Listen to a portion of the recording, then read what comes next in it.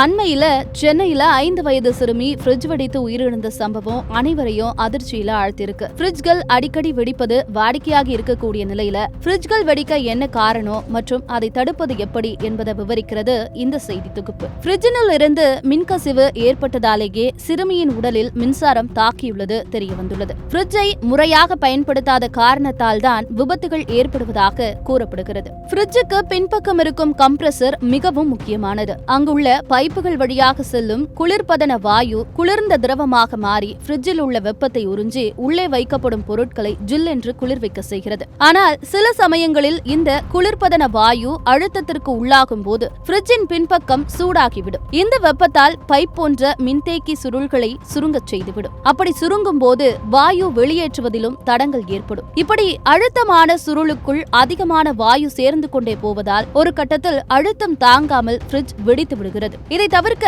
ஃப்ரிட்ஜில் எப்போதும் அரை அடியாவது காலியிடம் விட்டு வைக்க வேண்டும். இப்படி காற்றோட்டம் இருக்கும் போதுதான் கம்ப்ரஸர் சூடாகாமல் இருக்கும். ஃப்ரிட்ஜின் பின்பக்கத்திலிருந்து சத்தம் வந்தால் என்ன பிரச்சனை என்பதை கவனிக்க வேண்டும். ஸ்டெபிலைசரில் உள்ள பிளேட்களில் தூசி இருந்தாலும் இப்படி சத்தம் வரும். ஃப்ரிட்ஜுக்குள் இருந்து கிரீச் போன்ற சத்தம் கேட்டாலும், ஃப்ரீசரில் இருந்து கிளிக் என்ற சத்தம் கேட்டாலும் உள்ளிருக்கும் வால்வு தளர்வாகி இருக்கலாம் அல்லது வயர் ஏதேனும் துண்டிக்கப்பட்டிருக்கலாம். இதற்கு முறையாக பயிற்சி பெற்ற எலக்ட்ரீஷியன்களை அழைத்து ஃப்ரிட்ஜை சரிபார்ப்பது அவசியம். அது மட்டுமில்லாமல் பரிந்துரைக்கப்பட்ட இடைவெளிகளில் ஃப்ரிட்ஜை சர்வீஸ் செய்வது முக்கியம். ஃப்ரிட்ஜில் இருந்து தண்ணீர் வெளியேறும் பகுதியில் அடைப்பு எதுவும் இல்லாதவாறு பார்த்துக் கொள்ள வேண்டும். ஃப்ரீசரில் சேரும் ஐஸ் கட்டிகளை ஃப்ரிட்ஜை நிறுத்திவிட்டு நீக்க வேண்டும். வெளியூர் எங்காவது செல்ல நேர்ந்தால் ஃப்ரிட்ஜில் உள்ள பொருட்களை எடுத்து வைத்துவிட்டு அணைத்துவிட்டுதான் செல்ல வேண்டும். ஃப்ரிட்ஜுக்கு கட்டாயம் ஸ்டெபிலைசர் பயன்படுத்த வேண்டும். ஃப்ரிட்ஜை வேறு இடத்திற்கு நகர்த்தி வைத்தால் குறைந்தது 8 மணி நேரம் பயன்படுத்தாமல் இருக்க வேண்டும். கம்ப்ரஸரில் உள்ள கேஸ் குழாய்களில் அடைப்பு ஏற்படுவதும் ஃப்ரிட்ஜ் வெடிக்க காரணமாகிறது.